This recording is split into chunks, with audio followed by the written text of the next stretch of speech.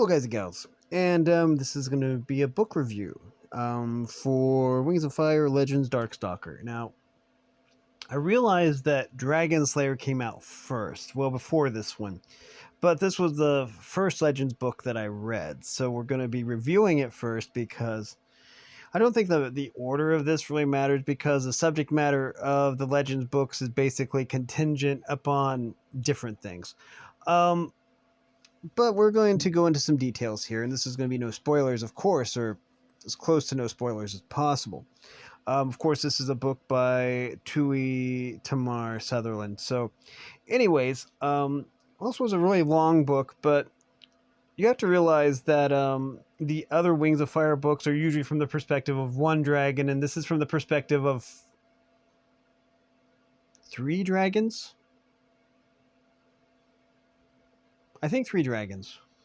But anyways, and in the legend books, they're usually longer because it doesn't focus on one character. It focuses on, I think, as many as 4. I'm trying to think of Dragon Slayer and how many perspectives were in that. But this one focused on 3. And they're basically, this book takes place, I want to say 2,000 years before the events of the first Wings of Fire book, the Dragonet Prophecy. So it's got a lot of ancient history, which is pretty cool. So yeah. And of course it focuses on the pivotal character Darkstalker. Now, we didn't hear about Darkstalker until book 5, I believe. Yeah, it would have been book 5 when we first hear about Darkstalker, and then we don't really learn very much about Darkstalker until book 6. And we don't actually meet Darkstalker until, I don't know, later on down the road, I guess. I don't know. Anyway, this is, so this is like 2,000 years before anything that, that happened before. And in the prelude, we learn about Prince Arctic, who is an animus dragon, and Foe Slayer, who is just basically visiting the Ice Kingdom. And they bump into each other. And they hit it off, I guess. But anyways, that's ancient history, they would say. But in this book, it is not ancient history. It is actually going on. Anyways,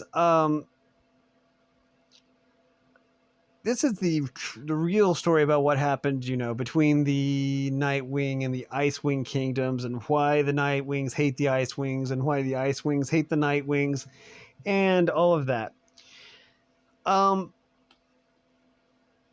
Also, what we realize is that, well, by today's standards, or modern standards, the queens back then were kind of ruthless and mean, I would say. Just saying. I think the queens got nicer as time went on or something. I don't know. Just a theory. But anyways, we learn about Darkstalker and how he, even inside of his egg, he was like conscious and aware. And he basically had special powers even back then. The reason was because Darkstalker was born underneath not 1, not 2, but 3 full moons. Now, being born under 1 of the full moons would give a Nightwing 1 ability. I forget which one it is. Being born under 2 of the full moons, 2 of the 3 full moons, would give them another ability. And the theory is that if you're born under 3 full moons, you get like animus powers or something. I'm not exactly sure. I don't remember exactly how that works, so I'm probably wrong on that.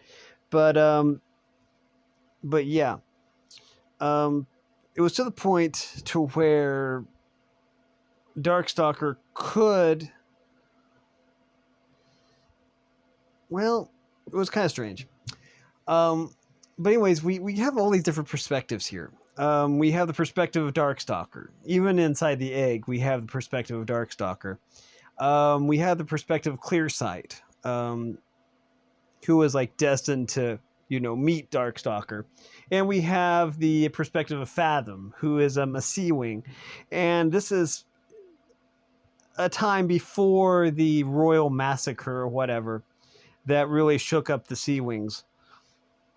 And actually, for a while, even caused a little bit of a war between two of the factions because of what happened. And so it's interesting. So we have the perspective of Fathom, and eventually these three dragons, they all meet up together. And back then, there was a lot of a lot of superstition, I want to say, and we find out a lot about the Sky Wings. Even we find out why the Sky Wings don't have any animus dragons, for one thing. I'm not going to spoil that, but that's kind of interesting. But suffice it to say, there's a lot of suspicion surrounding animus dragons because we all know from the books that an animus dragon that uses their power too much basically goes insane or loses their soul or something like that. Really, really scary stuff. Sometimes they get mad with power and stuff like that. Really not much is known about the animus dragons and stuff like that. But anyways, we have Clearsight, who can see multiple future timelines to the point to where she could map out, I'd say probably map out different realities or how different realities would react to certain decisions that she would make. Now, Darkstalker probably finds that too boring or just doesn't have that kind of sight. After all, his name is Darkstalker and not Clearsight. So he doesn't have that kind of clarity, I would say. Or maybe he might be able to see those realities, but he just doesn't pay attention to them. Clearsight is more focused on mapping out all the different possibilities of every single day, which has got to be maddening. Fathom is just kind of a shy animus dragon that's just trying to survive. But anyways, we find out a lot, I'd say probably a lot, about different kingdoms. We find out a lot about Nightwing society, about life in the original City of Night, the original Nightwing city, before they were forced to flee to the volcanic island. Anyways, Darkstalker really shook things up. I mean, he managed to scar the Nightwings for 2,000 years, and even the Ice Wings too, just by everything he did. And we know that from just basically the other books, not just from this one. This goes in depth though of basically his entire life, which is really fascinating. Without giving away anything at all, this is an amazing book that if you're at all a fan of the Wings of Fire franchise, then you should read this book. It helps if you have read all the other books first, but that really isn't necessary because this is like ancient history.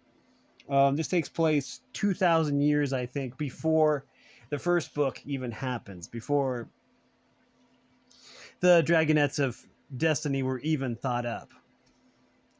And it's just fascinating. I found this book to be really, really lore heavy, and I like that. That's one of the reasons I liked books 14 and 15 so much of the original series, was because they were very lore heavy, and you found out a lot about the different tribes, and I found it to be fascinating. In book 15, you learn about the Scorching. The actual Scorching and why the dragons were so mad and why the humans, aka the scavengers, were forced underground or forced to hide. But in this book, you just find out all kinds of really neat stuff. I will say that it does get really, really graphic in terms of some things that happen.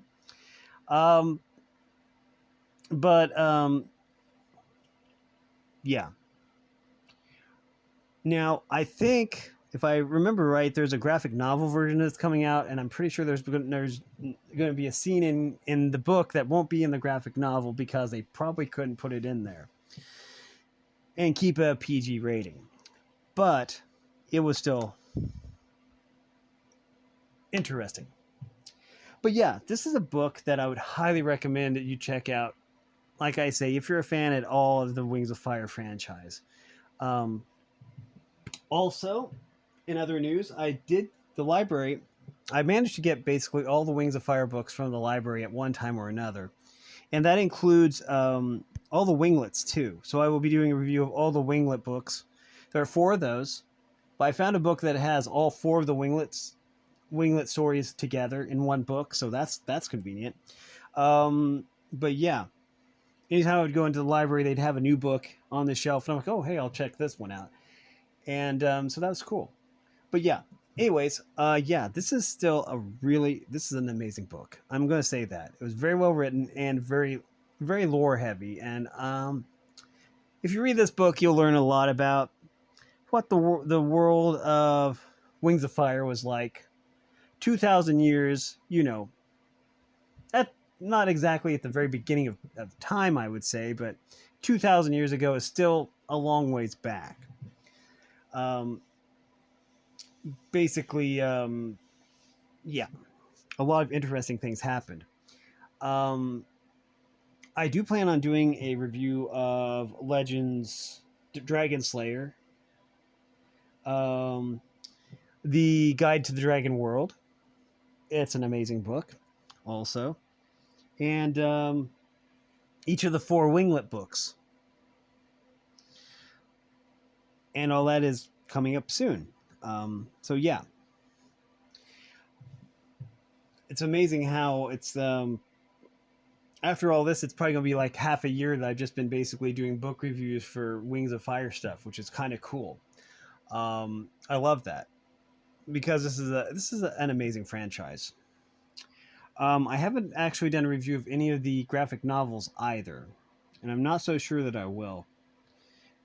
I just find that the graphic novels are usually, quote, emphasis on the word usually, very similar to the books. Now, granted, I realize that the graphic novels can't put every single little detail into the graphic novels because of space constraints, and also sometimes due to content, because some of the books do get a little bit graphic, I would say. But anyone who's actually ever read the very first Wings of Fire book knows just how graphic things can get, because it does start out with a very graphic scene, and it's basically to show exactly how wild and how basically the how terrifying war can be, I would say. But yeah, this is another amazing book among the pantheon of Wings of Fire literature. It's amazing. And so yeah, but yeah, that is going to do it for this video. I hope that you like this content. But yeah, this is a book that I would highly recommend you check out. But anyways, thanks for watching, everyone. You are loved, and have a great day.